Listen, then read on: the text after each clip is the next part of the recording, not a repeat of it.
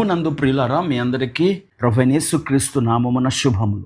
వందలాది ప్రవక్తలను చంపిన క్రూరురాలు ముగ్గురి చేతిలో హతం. ప్రియులారా, నేటి దినాల్లో ఇద్దరు లేదా ముగ్గురున్న సంఘము గౌరవించబడకపోవచ్చు, లేదా ప్రజలచే గుర్తించబడకపోవచ్చు. ప్రియులారా, ఈ వర్తమానములో ఇద్దరు ముగ్గురు ఎలాంటి కార్యములు చేయగలరో బైబిల్ ఆధారాలతో ధ్యానం చేద్దాం. మొదటిగా, ఇద్దరు ముగ్గురు దేవుని సన్నిధిని రప్పించగలరు. ఇద్దరు ముగ్గురు ఒక పెద్ద పాస్టర్ గారిని వారి గ్రామానికి తీసుకురాలేరు. ఎందుకంటే ఆ పెద్ద పాస్టరు వారి గ్రామానికి రావాలంటే వేలాది మందిని సమీకరించాలి. ఒక పెద్ద స్టేజు, ఒక పెద్ద సౌండ్ సిస్టమ్, ఒక పెద్ద ఆర్కెస్ట్రా, ఇవన్నీ అరేంజ్ చేయాలి. అప్పుడే ఆ పెద్ద పాదిరి గారు అక్కడికి వస్తారు.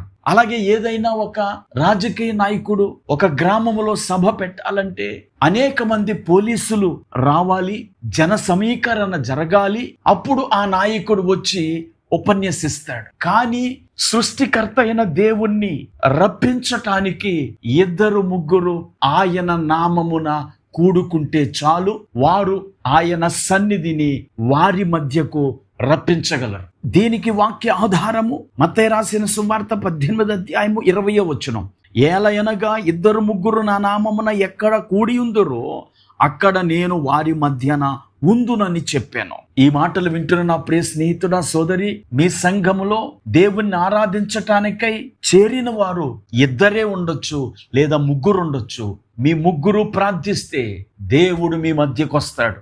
రెండవదిగా, ఇద్దరు ముగ్గురు దేవుని కార్యములను జరిగించగలరు. మత్తయి సువార్త 18వ అధ్యాయము 19వ వచనం. మరియు మీలో ఇద్దరు తాము వేడుకొను దేనిని గూర్చి అయినను భూమి మీద ఏకీభవించిన ఎడల అది పరలోకమందున నా తండ్రి వలన వారికి దొరుకునని మీతో చెప్పుచున్నాను. ప్రియులారా, ఇద్దరు ముగ్గురు దేవుని సన్నిధిని రప్పించగలిగితే ఆ ఇద్దరు ముగ్గురు ఏకీభవించి చేసిన ప్రార్థన దైవ కార్యములను జరిగిస్తుంది. ఉదాహరణకు అపోస్తుల కార్యముల గ్రంథం 16వ అధ్యాయము 25వ వచనం నుండి 34వ వచనం వరకు చదివితే, పౌలును శీలను పట్టుకొని వారి కాళ్లకు చేతులకు బొండలు బిగించి జైలులో ఉంచారు.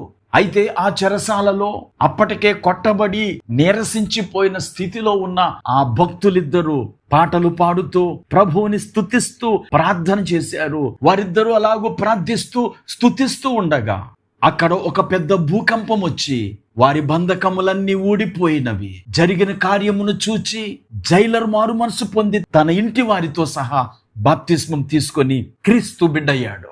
ప్రియులారా, ఇద్దరు ముగ్గురు దేవుని కొరకు అద్భుతాలను చేయగలరు. మూడవదిగా, వందలాది మంది దేవుని ప్రవక్తలను చంపి ఏలియాను బెదిరించిన యెజబెలు ముగ్గురు చేతిలో హతమైపోయినది. 2వ రాజుల గ్రంథం 17, 18, 19 అధ్యాయాలలో ఇశ్రాయేలు రాజైన ఆహాబు భార్య యెజబెలు చేసినది మనం చదువుతాం. వందలాది దైవ ప్రవక్తలను చంపించి బయలు దేవతారాధనను అధికం చేసి ఏలియాను బెదిరించినటువంటి స్త్రీ యెజబెలు. యెహోవా పక్షాన ఉండి దేవుని యందు విశ్వాసము గల ముగ్గురు ఆ భయంకరమైన ఆ క్రూరురాలైన స్త్రీని 2వ రాజుల గ్రంథం 9వ అధ్యాయము 33వ వచనములో ముగ్గురు పరిచారకులు, దేవుని కొరకు రోషము కలిగిన పరిచారకులు, పాపమును అసహించుకున్న పరిచారకులు, దుష్కార్యములు చేస్తున్న యెజబెలును ద్వేషించిన పరిచారకులు ఆమె కిటికీలో నుండి చూస్తూ ఉండగా క్రిందకు త్రోసివేశారు.